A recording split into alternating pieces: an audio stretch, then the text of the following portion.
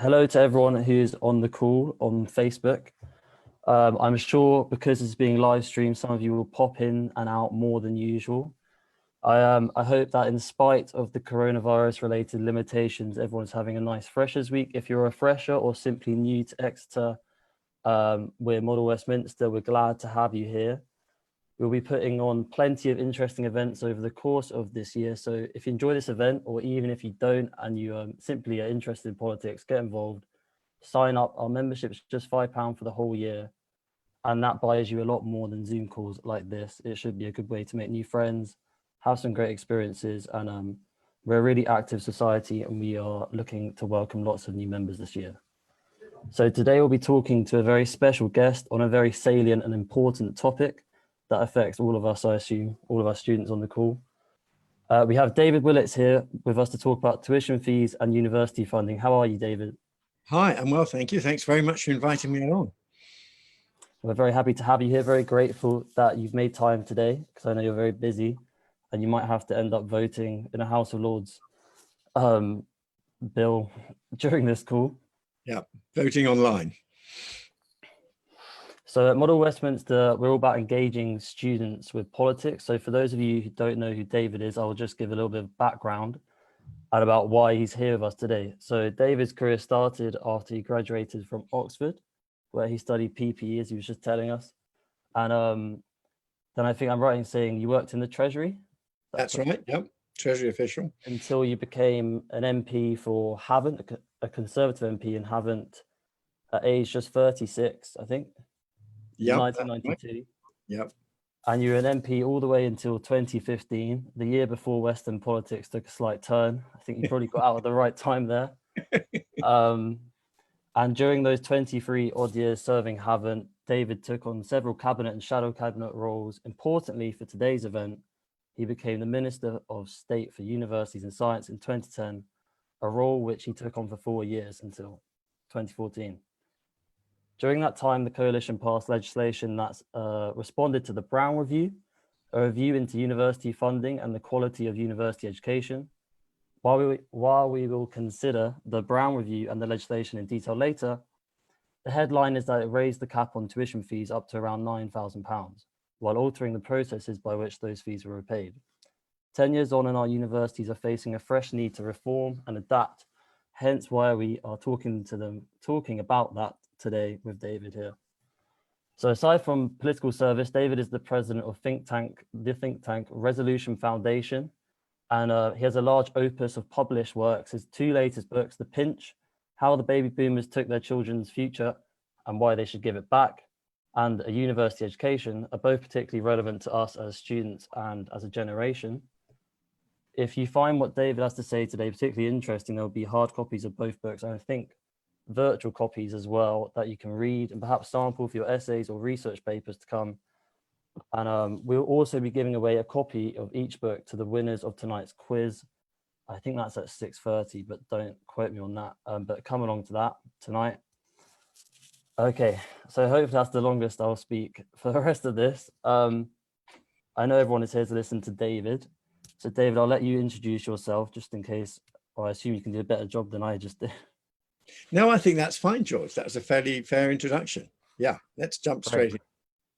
All right, so I think to start off this conversation, we're going to try and contextualize tuition fees in their present state.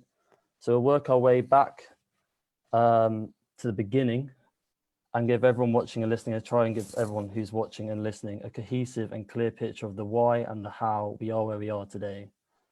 And when I say that, I don't really mean in the middle of a global pandemic, I just mean paying the fees that we are paying. So I suppose the beginning of all this, the place to start is 1996. You've been an MP for 4 years, and John Major's government commissioned the Deering Review, which would investigate higher education's funding needs for the next 20 years. I guess the question that I want to start with is why? What was going wrong with our universities at this time that meant that we had to launch this review? Well, what was happening was the interaction of 2 things. First, an increase in the number of people going to university. Of course, it was lower in the 90s than it is now, but I think it's a deep-seated trend across Western countries for more and more people to go. And I think, by the way, that's a good thing. Uh, and secondly, whenever you were having the annual debate about public spending, you mentioned I'd started my career as a Treasury official. That included doing a post in the Treasury's Public Expenditure Division. Whenever you were looking at where the public spending went, higher education was pretty much at the bottom of the list. There were always higher political priorities like the NHS. And even when it came to education, even within the education budget, the politics was all around younger kids in primary education, secondary education, and extending early years. So you had a steady decline in the amount of resource behind each student, which meant ill-equipped labs, ill-provided libraries, not good enough facilities on campus. So you had to find some other way of funding universities or try to reverse the increase in numbers. That was the dilemma. And to be honest, that's basically been the dilemma ever since. Okay. Well, I want to know how you felt back then, because I assume your view on this has changed quite a lot. I think was the main finding of the review simply that there needs to be some form of means-tested funding, and that people who perhaps their families earn a certain amount, they would have to pay more or less, as it were. But how did you feel about it then, perhaps compared to how you feel about that now? Well, I mean, I've learned a lot about it, especially in the last decade. Yeah. But I think the basic point has always been valid. And although there have been different specific reviews with different specific proposals, it's striking really, if you look back at this debate over the last 25 years, the basic point has been, it's hard to see how higher education is ever going to be a priority. So it's unlikely there'll be increased public expenditure for it. It is the case that by and large, graduates earn more than non-graduates. So expecting graduates in some way or other to pay back for the cost of their education does make sense. I know it's controversial still to this day, but you are basically saying, as it's not a priority for public spending, and as the beneficiaries of higher education earn more, expecting them to pay back if they can afford it does make sense. Yeah. And that's not that's a view in England, it's a view in some other advanced Western countries, and that's what a strand of argument you'll find in all the different reviews. Yeah, well, I think the initial fee, because it would have been introduced by the new Labour government and David Plunkett, I think his name was, and I think it was just £1,000, which adjusted to inflation would probably be about £1,700, £2,000 today. So not an awful lot of money for a year's worth of education. So it's interesting to see that people were so outraged about that at the time. And actually, in reality, it doesn't look that bad now. Of course, then the system was a bit different. Then in reality, some of that money was paid up front by the students. And and the people listening and participating in this now will know the great feature of this system is students don't pay. Graduates who are in well-paid jobs pay. So I would have been very shocked by any system. And there was this brief experiment with it when actual real students write a check to pay for their education. Yeah. It's the American system. And even on the continent, in places like France, although it's a small amount of money, the student writes a check. That is not, and has not been for 20 years, the English, not been for 15 years, the English system, and a good thing too. So, and the people will know at the moment, the repayment threshold is about 27,000. So if you're earning £30,000 a year, you will pay back 9% of £3,000, which is £270 a year, which is not a lot of money. So it is it's a graduate repayment scheme. Yeah, I was going to say, actually, there's a question I wanted to ask a bit later, but I think it's probably quite important to this point now, is that, do you think there's a big issue with university fees, tuition fees, when they enter into discussion about the way they are described and represented? Because obviously I can say £1,000 doesn't sound like £9,000, but of course it's entirely on how it's paid back. And these things are the processes by which it's paid back in relation to your salary is something that is inherently not a simple answer. and therefore rarely included in that conversation instantly. Well, I think you've put your finger on what for me was the biggest frustration throughout this debate. You would be surprised the number of people who still think that a student actually has to find £9,000 to go to university. And that would be terrible. And if there is it would be a bad system. And if there's any young person out there who thought, well, I'd love to go to university, but I can't afford the £9,000, so I can't go, that would be a tragedy and that would be a disaster. So you're right. The crucial thing always to try to get across is it's a gradual repayment scheme. Now it is, and it's not like a conventional debt. The other thing you hear is it's a terrible amount of debt. It's not debt like an overdraft or a mortgage. It's not something you have to pay back come what's may. It's much more like a higher rate of tax, an extra 9% rate of tax above a very high threshold. Now, it's not a graduate tax for reasons we might get into, but it's much more like that. And my experience of actually talking to students and their representatives in the NUS was that their real concern was not so much the graduate payments down the track if they're in a well-paid job. Their concern was the cash they had to live on while at university. I think that is the pressure point in the system. That's what students worry about. And as part of the package that I brought in 2012, we increased significantly above inflation the amount of cash that students have now. But I still worry about that as the pressure point. And that's where having an affluent family matters, because an affluent family means that you might well have more spending per university. And so my personal view is too much of the debate has focused on the graduate repayment of the fees, and insufficient has focused on the real pressure, which is the cash available for universities. And hence, if I were in the position of being the Universities Minister again, and even more unlikely, the Chancellor said to me, David, we've got more money to spend on higher education. How do you wish to spend it? I would not spend it on lowering fees to be repaid by graduates. I would spend it on more cash in maintenance grant and maintenance loans for current young students actually at university. I think most people listening to this would probably agree with you on that. I think it averages out about £10 a day, assuming that you don't pay for your rent directly out of the loan that you receive here in Exeter, which is quite a lot, I think, but it depends who you are and what you have to do with that money outside of that. To return to the sort of chronology of the fees, so in the year 1998, it was close to, in today's money, £2,000.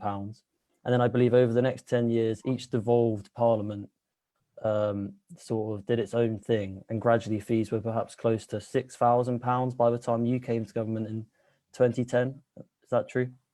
No, they'd gone up to 3,000 under Labour. Labour wanted to make it 5,000. The Labour government proposed 5,000, but they had to revolt amongst their own Labour MPs, so it ended up as 3,000. And you can see, if you track the unit of resource available for educating a university student, which may sound rather an abstract economic concept, but it actually is, I think, also very important for students today. This tells you how much money there is behind your education to pay the lecturers, to ensure that the buildings on the campus are up to date and scratch, to ensure that the labs are well equipped. That amount of resource per student declined through the 70s, 80s, 90s, and only stopped declining when the 3,000 fees came in. And that stopped the decline. If anything, having reached a low point relative to other stages of education, there was a slight increase. Then when I took it to 9, however controversial, that actually meant that for the first time, there was a proper real increase in the unit of resource behind every student at university. So that should have met. And actually, people, and of course, for today's students, it's very hard to judge, but people involved in higher education over the long term will say that compared with 10 years ago, there are more new buildings on universities. They've been able to re-equip labs. If anything, the ratio of staff to students has slightly improved. So things like that are what we've been able to buy with that extra resource. I was going to say, in every instance, not that I was quite sure how many instances there were that the cap was raised in either each member of the union. In every instance, it seemed that instantly the universities in that place raised their fees to meet the cap. And I wondered if that was indicative of that issue to do with the fact that funding had been decreasing per student per degree for so long.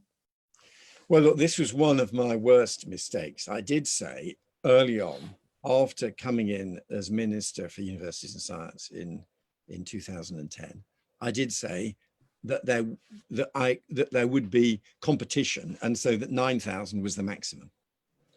I rapidly realized that that was a mistake, and it's a mistake for the simple reason that students don't pay the fees. It's a graduate repayment scheme. The graduate repayment, as we were discussing earlier, is 9% above a high threshold. So a student who said, I'm going to go to Exeter because the fees are 7,000 and save money because otherwise I'd go to York where the fees are 8,000, wouldn't really be understanding the system. There's no reason for, that's not really relevant. So yes, in the end, all the universities went to 9. And the competition, which I wanted to see, was driven by students choosing which university they wanted to go for. And so universities compete for students. We have genuine competition, but it's not driven by price competition.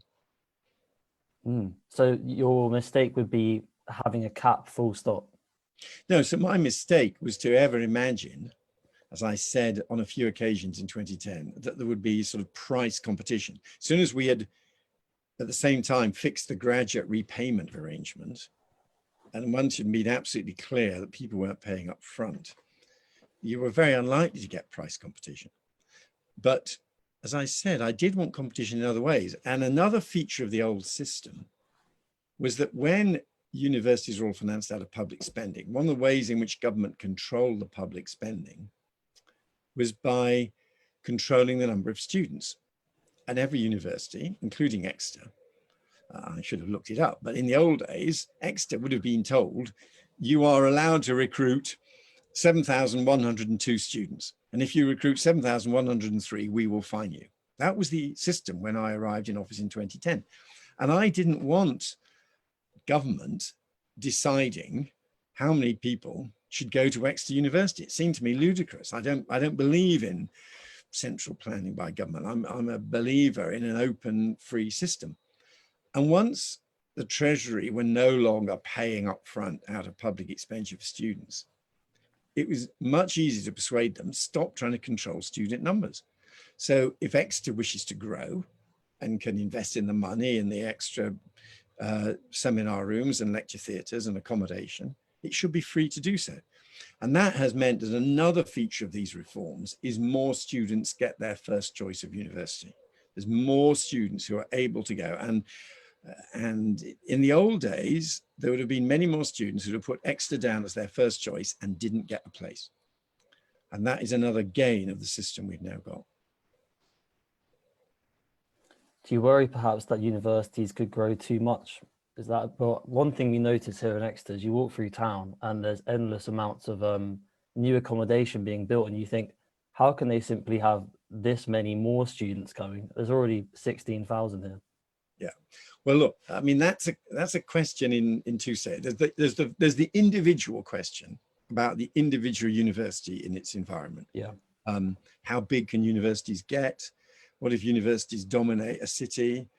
And I think in Exeter, from my visits to Exeter, there is a live issue in the council and amongst the townspeople. Does the university dominate the city too much? And of course, you can have two views. One is that that's a massive amount of spending power. It's crucial for the local economy. The other view would be, it used to be a nice, quiet, sleepy town, city. You've got a cathedral, and now it's all being taken over by the students. That's a local debate. Nationally, there's a completely different question, which is, should more people go to university?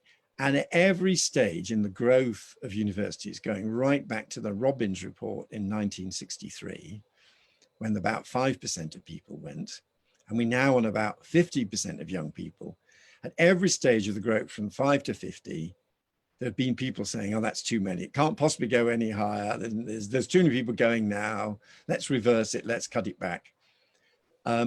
And I think it's actually a deep-seated hunger in advanced economies for more people to get more education. So I think it's very hard to reverse that trend. And one of the most reliable empirical social observations about OECD countries, advanced prosperous economies, if you look at the statistics, is that it's just about true. In every year, in every major affluent economy, the percentage of young people going to university goes up. Now, you will find one or two tiny exceptions, but basically, if you look at OECD over the last 25 years, that's the trend. And I think it's a trend that makes sense.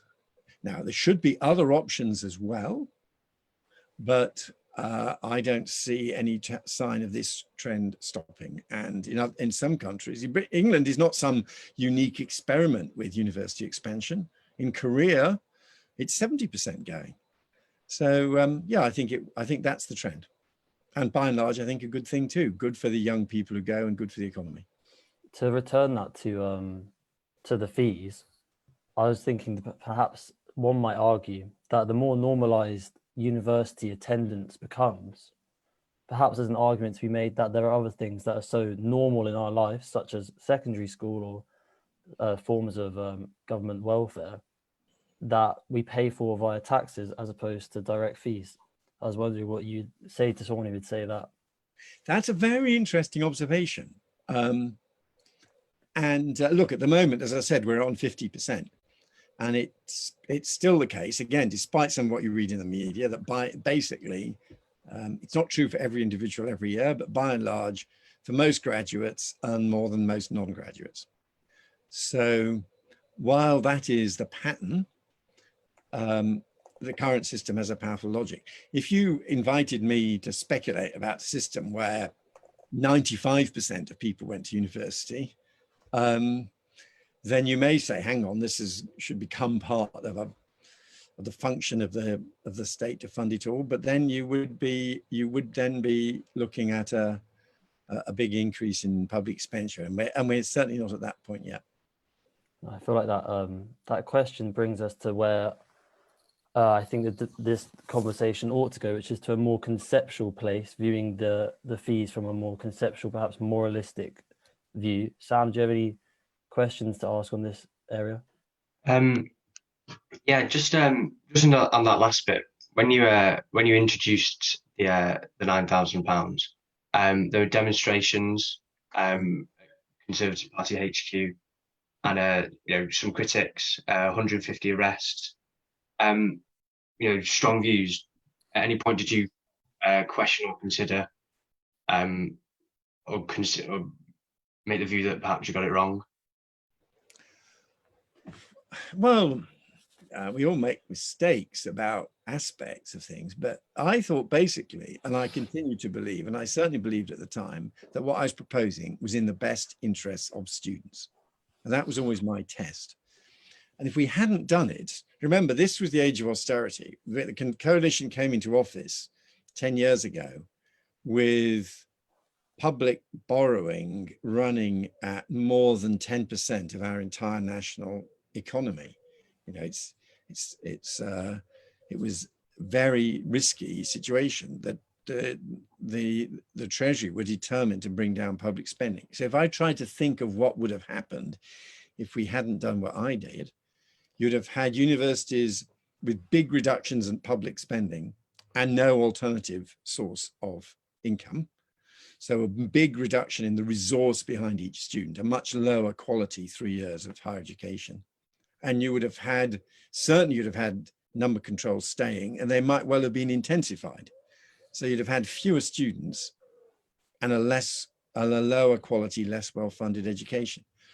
So I did think and continue to believe that it was in the best interests of students, especially and above all, because students weren't paying up front.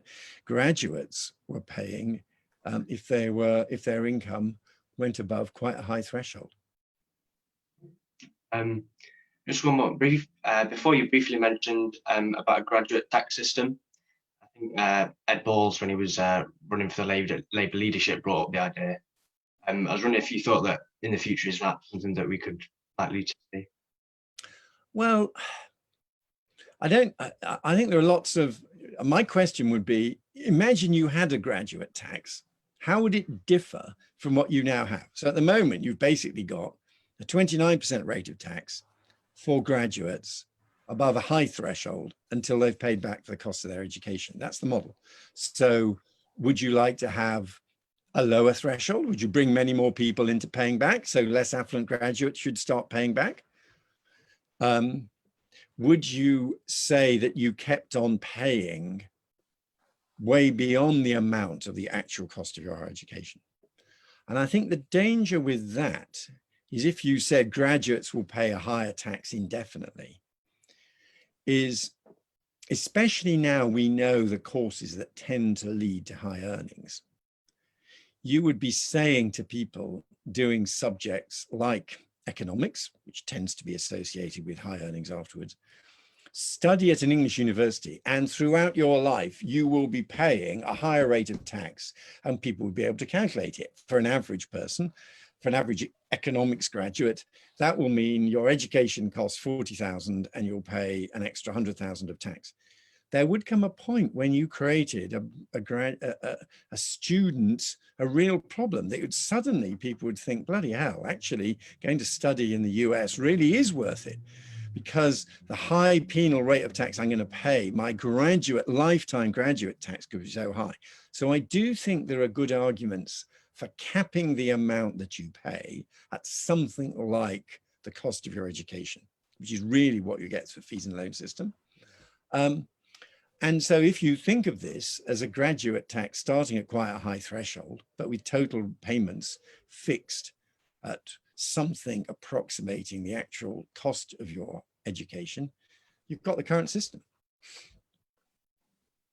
Yeah, I was going to ask you actually if you thought there was enough difference between some form of hypothecated graduate tax system and what we have now. And I suppose it brings us back to what we said earlier about there's issues in the way that these tuition fees are presented. So perhaps having a tax would be presenting things more in a more understandable, digestible manner, but actually it obviously might de-incentivize potential higher earners, although I think that's an interesting concept, because how do we know who's going to be a higher earner? But the truth is, we don't know case by case, individual by individual, but we do know some broad patterns, like graduate semester who studied law or economics, again, by and large, going to earn a lot, and of course medics do as doctors. The other point about the tax is this will go through the Treasury, and its graduates pay all this tax, and then there'll be a separate decision, because you'll be back to the days of tax and spend, how much is spent on universities. I'd have a modest bet that within a few years, the amount of graduate tax significantly exceeded actual public spending on universities. The Treasury would say, well, I've got this money coming in from these graduates. There's some great things. I know we need another aircraft carrier. We need to build some more hospitals. It's early years that really matter. And people, these taxes would be diverted by the Treasury. And they would certainly have there wouldn't be the personal connection. What I want, and I think what we might come onto in questions, is I like the fact that it's linked to the individual in the university. It means that an undergraduate at Exeter who is unhappy about some aspect of your education, and look, I'm a great admirer of Exeter, there's no reason why you should be, but if someone is, for whatever reason, you can say to the university authorities, hey guys, £9,000 has gone directly to you to pay for my education here now. What am I getting for the £9,000? Why are my seminars so crowded? What are you doing with the £9,000 that I know you've got to pay for my education? And I think that personal connection of the money coming via the student, though the student does not actually pay it up front, to the university, transforms the power of the student voice in universities, which is a good thing. I was going to ask about the Labour manifesto of last year's election. I've lost track of time a little bit, but that basically said that Jeremy Corbyn could wipe student debt and student fees. And I was intrigued. I know what your opinion would be on that, but more so what your opinion would be on whether that's feasible, remotely feasible, and how would one ever if ever, not just Jeremy Corbyn's Labour Party that doesn't exist anymore, but how would one ever rid us of these? I think it's 11 billion in tuition fees to be scrapped and 60 billion of student debt. Yeah, well, you're right. It is a, and let's do the basic arithmetic. Look, very roughly, there are about 1 million undergraduates, English undergraduates in England, very roughly, over 3 years. And let's round up. And of course, the fee has been going up above 9,000. Let's call it 10,000. So if you think of it, that's 10 billion pounds of fee income. That's 1 million students across the 3 years at university paying about 10,000 pounds. So that's 10 billion pounds going into our universities to pay for education. So you have to find some other mean. You have to find 10 billion pounds somewhere. And of course, people will say yes, and they'll come up with some incredibly ingenious tax. And they'll say, well, we found a way in which you can take all this money from millionaires and nobody will mind and it'll all be great. And you can use this to raise your 10 billion. But politics is about priorities. If you are looking around, so the question is, suddenly the government has got an extra 10 billion pounds of revenue coming in from some brilliantly designed tax on the super rich. Are you saying that your priority, governments can't keep on raising taxes for everything? You've got pressures on the NHS, you've got pressures on early years, you've got prison overcrowding. You are saying that the highest priority use of this 10 billion of tax you are collecting in some special way from millionaires is to remove university fees, which would have been a cost for more affluent graduates. It's an incredibly regressive policy, because the only beneficiaries, the low income graduates, aren't paying back anyway. The only beneficiaries are affluent graduates. So you're saying a higher priority than investing in the NHS or doing things on early years or anything else is helping affluent graduates earning over £27,000 to have a slightly lower rate of income tax. It's a very peculiar approach to progressive politics. And I personally think our current system is a progressive model. I think we'll just do one more question before we look slightly at the future and the present of the coronavirus and how that's going to affect our universities in the UK leading into the future. Just wanted to ask you, I know it's almost impossible to quantify, and there could be arguments of various factors like access to employment opportunities or one's personal self-improvement or experiences that they've enjoyed. But what would you suggest is the best measurement of value in the context of one's university education? Right, and it's a really important question. And look, I've spent the last half hour falling into this trap because one talks about the finances. We've been talking about the finances, and I therefore talk about the earnings of graduates and how it's paid for. That can look as if it's the only way one understands the value of universities and the only thing you care about. It just so happens that because the financing of universities was one of the top issues in my time, that's what we all focused on.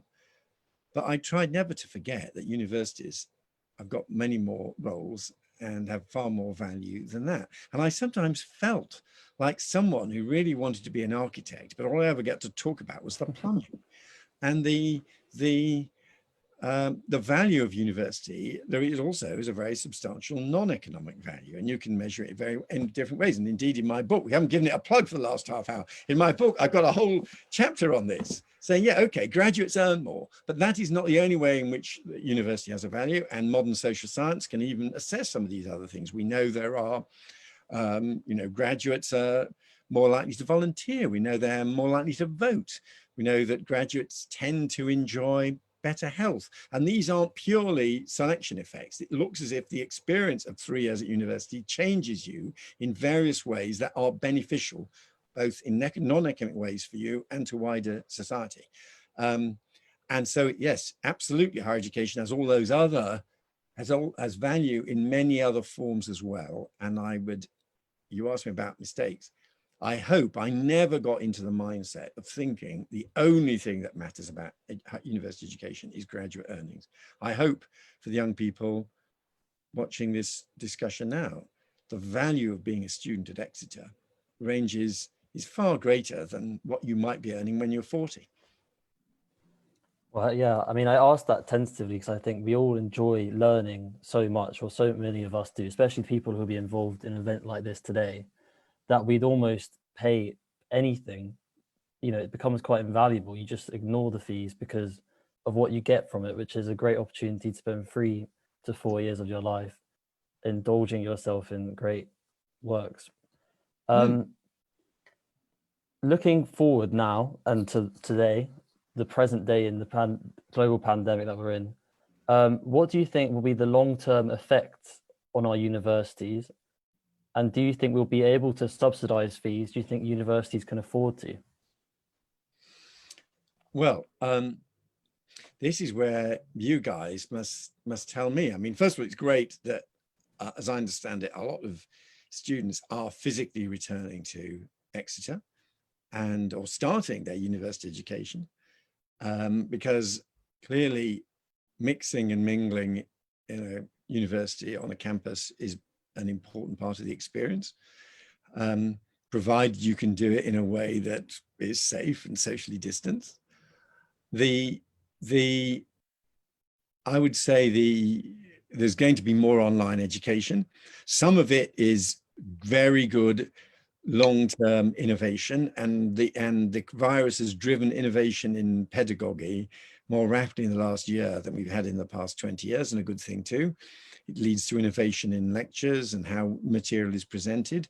But there comes a point when you still also want that mix. And so, I mean, I know it's a great cliche nowadays, but I think the future probably is, certainly for undergraduates, blended learning, where there should be high quality online products. It doesn't not require that you always sit in a lecture theatre, physically writing stuff down in an exercise book, the old model. That is not necessarily the most efficient way of ever learning. So yeah, of course, there has to be high quality online materials, but you also want to have access to academics and make new friends, and all that is probably still best done in some kind of shared environment. Well, thank you very much, David, for all of your insights. We're really privileged that you've taken this time out of your day to speak to us. I think we're going to go now to some audience questions. Just before we do, a quick reminder that this evening we'll be hosting a quiz, and at that quiz, 2 of David's books will be available as a prize. Both The Pinch, The Baby Boomers Took Their Children's Future and Why They Should Give It Back, and The University Education will both be available, and they'll be available this year in the student libraries. Sam, do you have any questions from the Facebook line? Yeah, we've got a couple from Facebook. One says, do you think the current system is sustainable over time as the numbers of students interested in higher education increases? Yes, I think it is sustainable over time. There is an endless debate about how much of the amount that's paid out in loans is then to be collected back from graduates, and how much is written off. And one of the ways in which taxpayers contribute to the cost of higher education still, and quite rightly, is that if a graduate is in a low-paid job, they don't pay back. So the taxpayers have ended up funding her or his education. Whereas if she or he is in a well-paid job, they will, of course, pay back in full.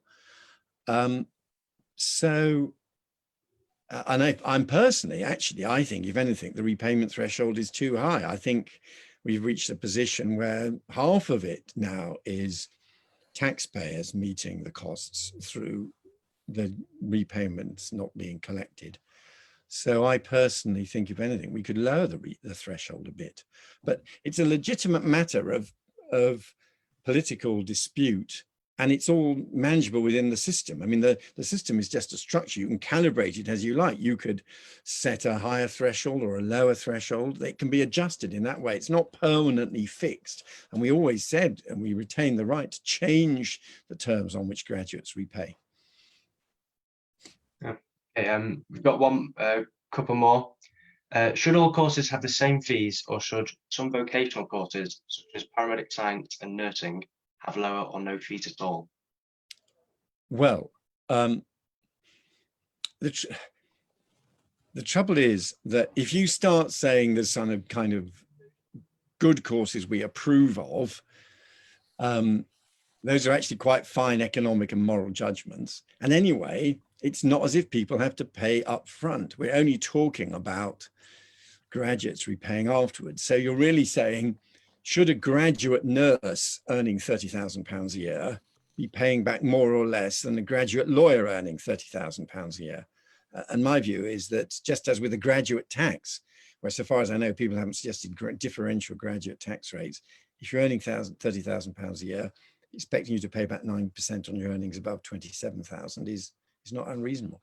I do think that there are higher cost subjects which have an objectively higher cost. By and large, engineering costs more than philosophy.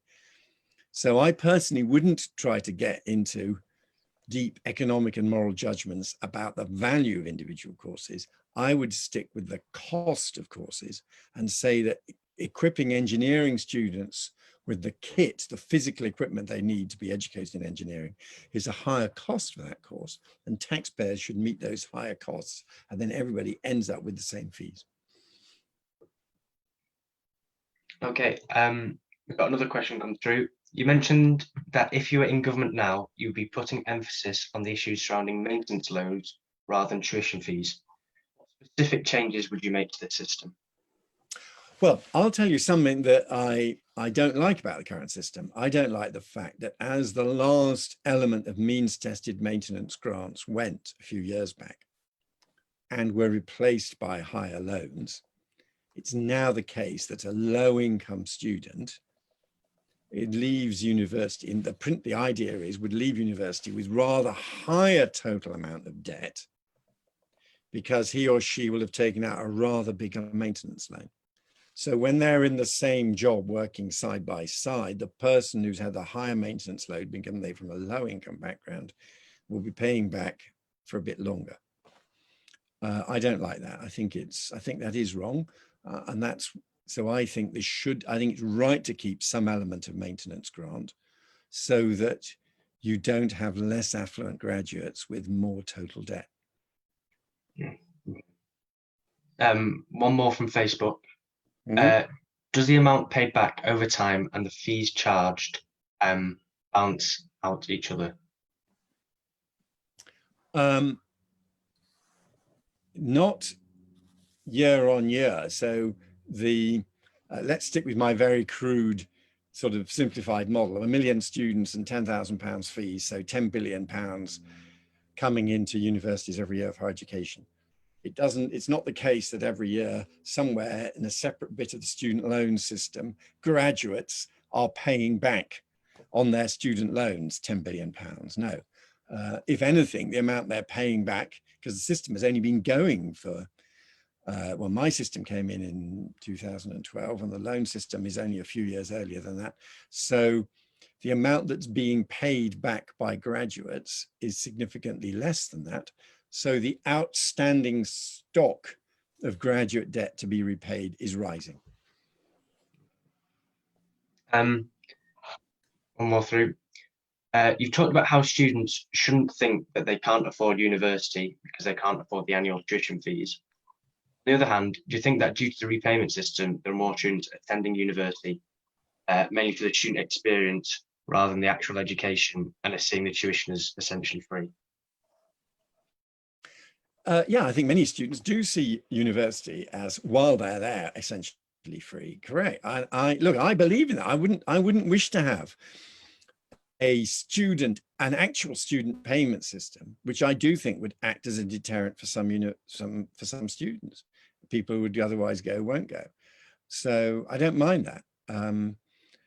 And if they are then in well-paid jobs, they pay back. Yeah, as I said, the constraint is, I think, around the cost of living while at university. That may be what some people worry about, and I would understand that. I think if your family have got a modest income, then you are under a bit of financial pressure, and you're much more likely to do things like still working in the holidays, perhaps even trying to do a bit of work during term time. And the evidence on that, incidentally, is a little bit is okay, but you go over a tipping point 5 to 10 hours, and above that, if people, and I'm not recommending it, I don't know what the Exeter policy is, but if you need to do more than a certain amount of hours per week to boost your income while you're a student, you go over a tipping point where it really does start affecting your ability to study well and benefit most from university. And I would hate it if any students from less affluent families are under that kind of pressure. Okay, one last question from me, I think, before I let you go. With regards to your book, first of all, I was going to ask, what's it about? And then as an English student, I wanted to ask you, or as a graduated English student, what was the most valuable thing you found from the process of researching and writing it? Well, I don't know which book there's 2 books I brought out, and they were kind of related. There was this book I wrote called The Pinch, which is about fairness between the generations. And though I say it myself, it was the first book written about that theme. It was sort of a bit eccentric when it came out in 2010. Nowadays, we're very well familiar with the evidence that younger people are finding it harder to get started on the housing ladder, harder to build up a decent pension and all that. And I've just brought out a second edition of The Pinch, came out the last few months with updated evidence that shows the problem is even more acute. And for that, what I was really trying to do is make sense of the social contract in a modern society and say the most important form of the social contract is a contract between the generations. And my generation, the baby boomer generation, I thought were fain to discharge the social contract, our obligation to the younger generation. Now, of course, some people then say to me, hang on, you're the Universities Minister that brought in fees. What does the author of The Pinch think about the policies of the Universities Minister?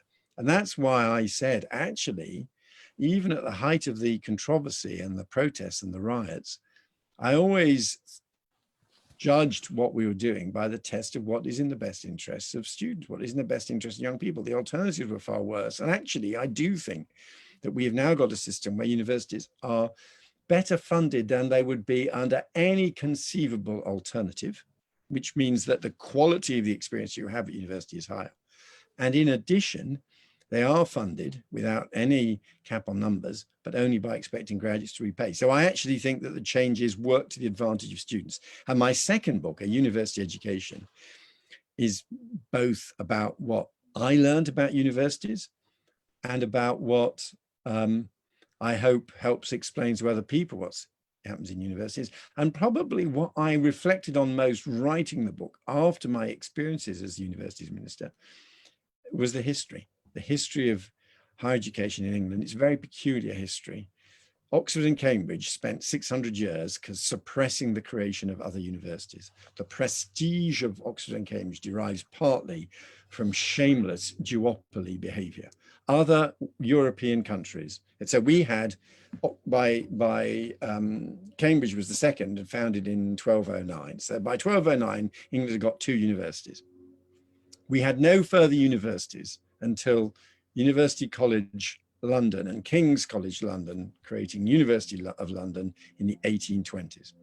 We had a 600-year gap. In those 600 years, in France, in Germany, in Italy, city after city created a university. English history was unique. And indeed, in the Civil War, and let's end on this note because it's very relevant for Exeter, in the Civil War, as early as the 17th century, there were debates amongst the Puritans and in Cromwell's parliament about the question, I've even got the quote in here somewhere, as to why there aren't more universities in England, why they were all being suppressed. So we had a very weak civic university tradition and a much stronger Oxbridge model, and that was very bad. And let me quote a divine, if I can find the quote. I'm not sure I can, but essentially he said, why do cities such as Exeter not have a university? And he asked that several hundred years before Exeter actually got its university. And it is a very fair question. Why are there so few? And that history was what I found most interesting. Well, thank you very much, David, for your time. I know you've got to go and vote in a House of Lords thing, so in a vote soon. So we'll let you get on with that. But thank you for all your time and for sharing your insights and experiences. It's been a pleasure to have you on. And we look forward to seeing any of you Model Westminster members or prospective members at tonight's quiz. where we'll be giving away one of David's books. I think we'll be giving away a university education and perhaps The Pinch, but I'm not sure we've got that yet. Yeah. But, And by the way, I've now found the quote. Here it is. okay. It is from 1643. It's an assembly, a Westminster assembly, just like your model Westminster. And one Puritan asked at this assembly, why universities and colleges should only be Oxford and Cambridge, I know no reason. It would be more advantageous to the good of all the people to have universities or colleges, one at least, in every great city or town in the nation, as in London, York, Bristol, Exeter, Norwich, and the like. That was a very, even in 1640, that was a very telling question. And the opening chapter of my book explains why we then had to wait another 250 years before Exeter actually became a university. There we go. Well, thank you very much for that. I hope you have a lovely evening, and thanks for everyone who's been watching on Facebook. I hope David answered all your questions, and I hope that you all took away a lot from this, because I think me and Sam certainly did. So thank you, everyone.